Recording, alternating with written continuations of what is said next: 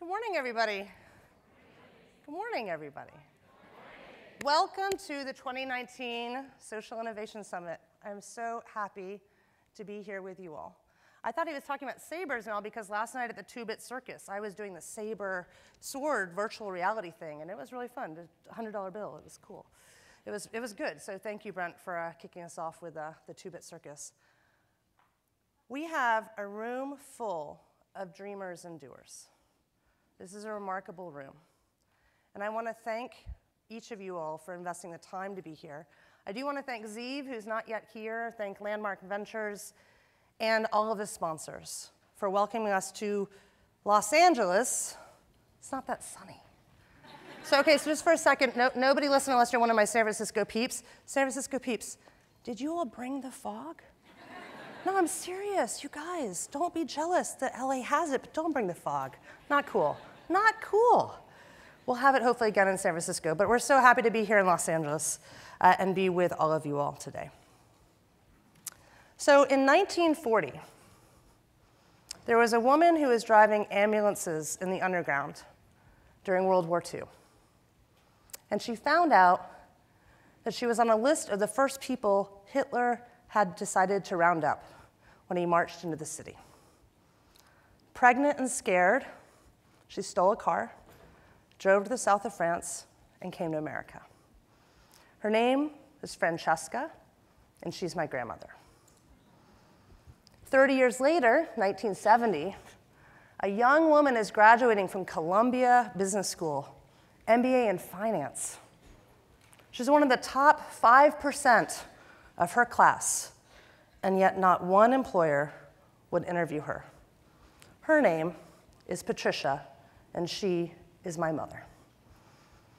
So my name is Caroline Barlerin, and I am the proud, proud granddaughter of Francesca.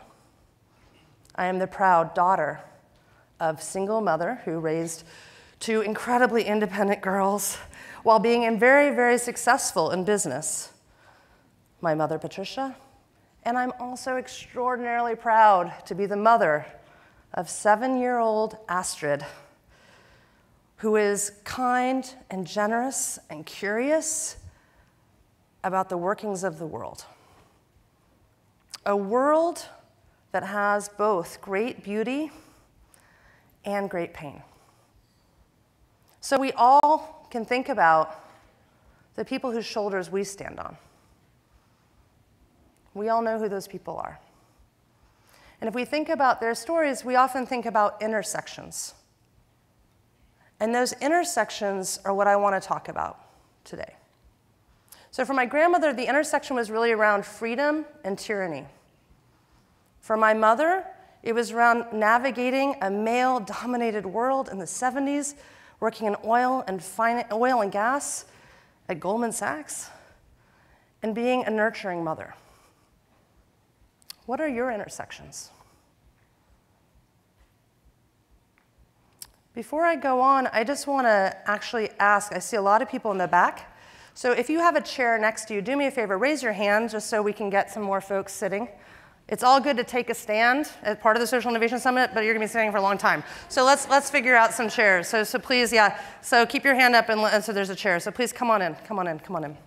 Thank you. I appreciate it. Let's get everyone a little bit more settled. Okay. All right, so as a teenager, thank you all. As a teenager in Dallas, Texas, yeehaw, I painted my nails blue. I was going to do it today for dramatic reasons. I didn't do it. And today, like painting your nails blue, I mean, you can walk into any nail salon and there's a whole shelf of blue nail polish. But I assure you, at this time in Dallas, Texas, back in the dark ages when I was a teenager, it was this wild thing, having blue nails. It was crazy, right?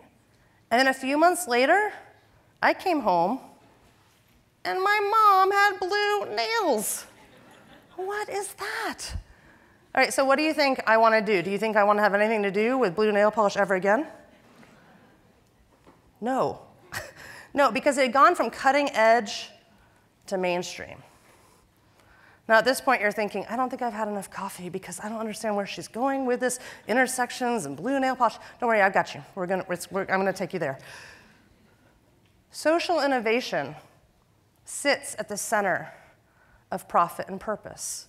It sits that intersection.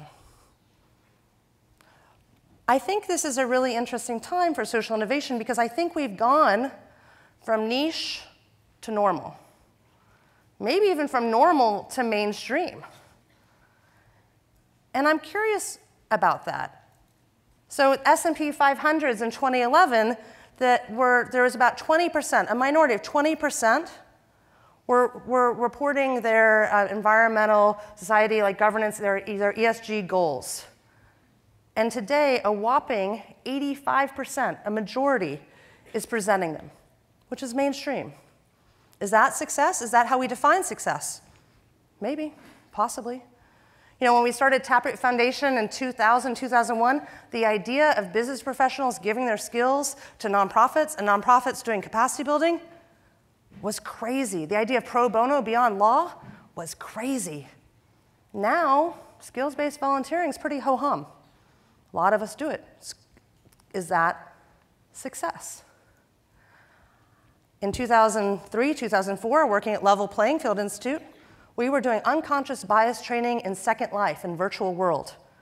This morning, I just did this amazing unconscious bias experience of perspective taking with the virtual world and experiencing what it's like to be a Latina, Latinx, Latina, or a black man, and blew my mind. In a few minutes, you can build a lot of empathy and experience. We've come a long ways. Is that victory? Is that success? So I think I'm curious if we want social innovation to be the status quo, because it's starting to be. Look at the Super Bowl ads. So many of the Super Bowl ads, this is millions of dollars they spend, and they all have like a purpose component to them. But I think we have a real opportunity over the next 2 days to understand what's next. What's the next new? Let's push ourselves and challenge ourselves to figure out what is innovation and what are we going to do about that. One of the things that I think is really exciting for innovation is participatory grant making, or evolving our thinking about grant making. Because I fundamentally believe in 2019, the people closest to the pain need to be closest to the power more than ever before. And we're not there yet. The people closest to the pain need to be closest to the power. So we have an amazing opportunity over the next 2 days to listen, to learn, to challenge, to blur boundaries together, and get connected. And I'm really, really excited to be here with you all on that journey and see what we can learn and do together. So thank you.